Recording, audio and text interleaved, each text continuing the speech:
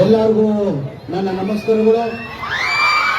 ಜೈ ಭೀಮ್, ಜೈ ಭೀಮ್, ಜೈ ಜೈ ಭೀಮ್. ಸ್ವಲ್ಪ ಜೋರಾಗಿ ಬನ್ನಿ. ಜೈ ಭೀಮ್. ಇವತ್ತು ನಮಗೆಲ್ಲ ಗೊತ್ತೇ ಇದ್ದಂಗೆ ಒಂದ್ ಕಡೆ ಬೆಂಗಳೂರು ಕಟ್ಟಿದ್ವಿ. ಇವತ್ತು ನಾವೇನು ಇವತ್ತು ಬದುಕ್ತಾ ಇದೀವಿ ಬೆಂಗಳೂರು ಸಿಟಿನಲ್ಲಿ. ಇವತ್ತೊಂದು ಕೊಟ್ಟಿರೋದು ಕೆಂಪೇಗೌಡರು ಅಂತ ಗೊತ್ತಿರೋದು ವಿಚಾರ. ಅದ್ರ ಜೊತೆಯಲ್ಲಿ ಇವತ್ತು ಬಾಬಾ ಸಾಹೇಬ್ ಅಂಬೇಡ್ಕರ್ ಸಂವಿಧಾನ ಕೊಟ್ಟಿಲ್ಲ ಅಂದ್ರೆ ನೀವು ಅಲ್ಲಿ ಕೂರಕ್ಕಾಗ್ತಾ ಇಲ್ಲ, ನಾನು ಇಲ್ಲಿ ಮಂತ್ರಿಯಾಗಿ ನಿಲ್ಲಕ್ಕೆ ಸಾಧ್ಯ ಆಗ್ತಾ ಇಲ್ಲ. ಬಾಬಾ ಸಾಹೇಬ್ ಅಂಬೇಡ್ಕರ್ ಸಂವಿಧಾನ ಕೊಟ್ಟಿದ್ದ ಕಾರಣಕ್ಕೆ ನೀವು ಅಲ್ಲಿ ಕೊಟ್ಟಿದ್ದೀರಾ, ನಾನು ಇವತ್ತು ಇಲ್ಲಿ ನಿಂತಿದ್ದೀನಿ. ಈ ಕಾರ್ಯಕ್ರಮವನ್ನು ಹಾಗಾಗಿ ನಡೀತಾ ಇದೆ. ಹಾಗಾಗಿ ನಮ್ಮ ಕರ್ತವ್ಯ ತಾನೆ ಜೋರಾಗಿ ಜೈ ಭೀಮ್ ಹೇಳೋದು. ಜೈ ಭೀಮ್, ಜೈ ಭೀಮ್, ಜೈ ಜೈ ಭೀಮ್.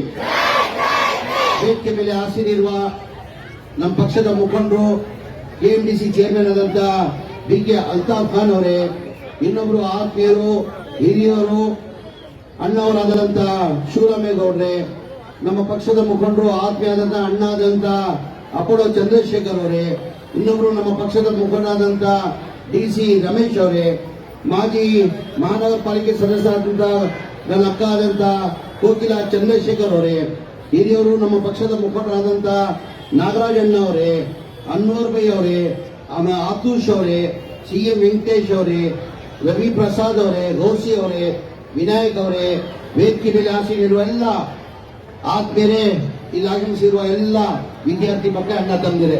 ಮೊದಲಾಗಿ ತಮಗೆ 516ನೇ ನಾಡಪ್ರಭು ಕೆಂಪೇಗೌಡ ಜಯಂತಿನ ಶುಭಾಶಯನ ಕೋರಕ್ಕೆ ಬಯಸ್ತಾ ಇದ್ದೀನಿ.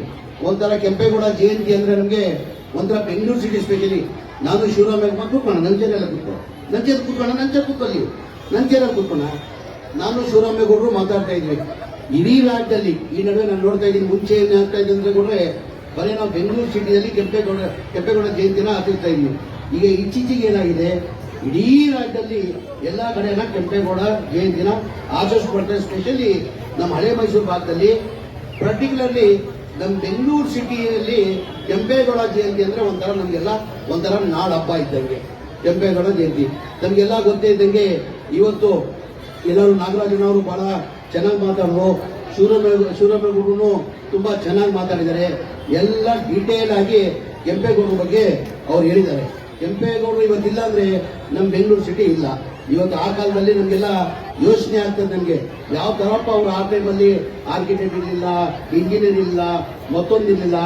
ಆ ಟೈಮಲ್ಲಿ ಈ ಬೆಂಗಳೂರು ಹೆಂಗೊಬ್ಬ ಕಟ್ಟಿದ್ರು ಅಂತ ನಮ್ಗೆಲ್ಲ ಆಶ್ಚರ್ಯ ಆಗ್ತದೆ. ಇವತ್ತು ಒಂಥರ ಸಿಸ್ಟಮ್ ಇದೆ. ಈಗ ಅಧಿಕಾರಿಗಳಿದ್ದಾರೆ, ಸಿಸ್ಟಮ್ ಇದೆ, ಇಂಜಿನಿಯರ್ಗಳಿದ್ದಾರೆ, ಆರ್ಕಿಟೆಕ್ಟ್ಗಳಿದ್ದಾರೆ. ಆ ಟೈಮಲ್ಲಿ 500 ವರ್ಷ ಹಿಂದೆ ಬೆಂಗಳೂರು ಕಟ್ಟಬೇಕಾದ್ರೆ ಆ ಸುಲಭ ಮಾತಿರಲಿಲ್ಲ. ಯಾವ ಆರ್ಕಿಟೆಕ್ಟ್ ಇಲ್ಲ, ಯಾವ್ರಿಲ್ಲ. ಬರೇ ಕೆಂಪೇಗೌಡರು ಯಾವ ತರ ರಸ್ತೆ ಬರಬೇಕು, ಕೆರೆಗಳು ಎಲ್ಲಿ ಬರಬೇಕು, ಏನೇನು ಎಲ್ಲೆಲ್ಲ ಆಗ್ಬೇಕಂತ ಹೇಳ್ಬಿಟ್ಟು ಮಾಡಿದ್ರು ನಮ್ಮ ನಾಡಪ್ರಭು ಕೆಂಪೇಗೌಡರು ಅಂತ ಹೇಳಕ್ ಬಯಸ್ತಾ ಇದೀನಿ. ಕೆಂಪೇಗೌಡರಿಗೆ ಜಾತಿ ಅಂತ ಇರಲಿಲ್ಲ, ಯಾವ ಜಾತಿ ಅಂತ ಗೊತ್ತಿಲ್ಲ. ಶಿವರಾಮೇಗೌಡರು ಹೇಳ್ದಂಗೆ ಯಾವ ಕಾರಣಕ್ಕೂ ಜಾತಿ ಅಂತ ನಾವು ಮಾಡ್ಕೊಳ್ದು. ನಾವು ಜಾತಿ ಅಂತ ನಾನು ಎಲ್ಲರೂ ವ್ಯಕ್ತಿ ಮೇಲೆ ಹೋದ್ರೆ ಒಂದೇ ಹೇಳಂತಕೊಂಡ್ರೆ ನಾನು ಮುಸ್ಲಿಂ ಆಗಿರ್ಬೋದು, ಅದಕ್ಕಿಂತ ಮುಂಚೆ ನಾನೊಬ್ಬ ಹಿಂದೂಸ್ತಾನಿ ಕನ್ನಡಿಗ, ಆಮೇಲೆ ಮುಸ್ಲಿಂ. ನಾನು ಮುಸ್ಲಿಂ ಕೇಳಿರ್ತಲ್ಲ, ಅಮ್ಮ ತಾಯಿ ನಾನು ಇಂಥ ಸಮಾಜದಲ್ಲಿ ಹುಡ್ಬೇಕು, ನಾನು ಮುಸ್ಲಿಂ ಆಗಿರ್ಬೇಕು, ಹಿಂದೂ ಆಗಿರ್ಬೇಕು, ಕ್ರೈಸ್ತ ಆಗಿರ್ಬೇಕು, ಸಿಖ್ ಆಗಿರ್ಬೇಕಂತ ಯಾರೂ ಕೇಳಿ ಹುಟ್ಟಲ್ಲ, ಹುಟ್ಟಿಲ್ಲ. ನಿಮ್ಮ ಧರ್ಮದಲ್ಲಿ ನೀವು ಹುಟ್ಟಿದಿರ ನೀವು ಅಂದ್ರೆ ಆ ಜಾತಿ. ನಾನು ಎಲ್ಲರಿಗೂ ಶಿವರಾಮೇಗೌಡ್ರೆ ಎಲ್ಲ ರಾಜಕಾರಣಿಗಳು ಒಂದ್ ಹೇಳೋದು, ಬೈ ಚಾನ್ಸ್ ನೀವು ಜಾತಿ ಮಾಡಿದ್ರೆ ದಯಮಾಡಿ ರಾಜಕೀಯಕ್ಕೆ ಬರಬೇಡಿ. ರಾಜ್ಯಕ್ಕೆ ಬಂದಾದ್ಮೇಲೆ ಯಾರ ಜಾತಿ ಮಾಡಿದ್ರೆ ಅವ್ರ ಮಕ್ಳಿಗೂ ಒಳ್ಳೇದಾಗಲ್ಲ, ಅವ್ರಿಗೂ ಒಳ್ಳೇದಾಗಲ್ಲ. ಏನಿದಂದ್ರೆ ಲಕ್ಷಾಂತರ ಜನ ನಮ್ಮನ್ನ ನಂಬಿರ್ತಾರೆ. ಲಕ್ಷಾಂತರ ನಾವು ಜಾತಿ ಭೇದ ಮಾಡಿದ್ರೆ ನಮ್ಮ ಮಕ್ಕಳು ಹುಳ ಬೀಳ್ತಾ ಇದ್ದಾರೆ. ಯಾವ ಕಾರಣಕ್ಕೂ ಎಲ್ಲ ನನ್ನ ಸಲಹೆ, ರಾಜಕಾರಣಿಗಳಿಲ್ಲ, ಎಲ್ಲರೂ ಅಷ್ಟೇ ಜಾತಿ ದಯಮಾಡಿ ಯಾರು ಮಾಡಕ್ ಹೋಗ್ಕೂಡ್ದು. ನಾವೆಲ್ಲ ಯಾರ ಹಿಂದೂಸ್ತಾನಿ ಇಂಡಿಯನ್. ನಮಗೆಲ್ಲ ಬೇರೆ ದೇಶಕ್ಕೂ ನಾನು ಹೋಗಿದ್ದೀನಿ. ನನ್ನ ಅನಿಸಿಕೆ ನಮ್ಮ ಇಂಡಿಯಾದಲ್ಲಿ, ಪರ್ಟಿಕ್ಯುಲರ್ಲಿ ಕರ್ನಾಟಕದಲ್ಲಿ ಹಿಂದೂ, ಮುಸ್ಲಿಂ, ಸಿಖ್, ಇಸಾಯಿ ಎಲ್ಲ ಪ್ರೀತಿಯಿಂದ ಎಲ್ಲ ನಾವು ಮಾತಾಡಿದ್ರೆ ಅದು ನಮ್ಮ ಕರ್ನಾಟಕದಲ್ಲಿ. ಬಹಳ ಜನ ಇದಕ್ಕೆ ಪ್ರಯತ್ನ ಮಾಡಿ ಜಾತಿ ಭೇದ ಮಾಡೋಕ್ ಹೊರಟವ್ರೆ. ಅವರು ಅವ್ರ ಸ್ವಂತಕ್ಕೆ ಇದಕ್ಕೋಸ್ಕರ ಅವ್ರ ಲಾಭಕ್ಕೋಸ್ಕರ ಮಾತಾಡೋದು, ಬೇರೆ ಇದಕ್ಕೋಸ್ಕರ ಇಲ್ಲ ಅಂತ ನಮ್ಮ ವಿದ್ಯಾರ್ಥಿ ಮಕ್ಕಳಿಗೆ ದಯಮಾಡಿ ಆ ಕಡೆ ಗಮನ ಕೊಡಬೇಕು, ಓದೋ ಕಡೆ ಗಮನ ಕೊಡಬೇಕು. ಒಳ್ಳೆ ಭವಿಷ್ಯ ಇದೆ. ಬಹಳ ಜನ ವಿದ್ಯಾರ್ಥಿ ಮಕ್ಕಳಲ್ಲಿ ಏನಾಗಿರ್ತದೆ, ಬಡವ್ರ ಮಕ್ಕಳು ಇರ್ತಾರೆ.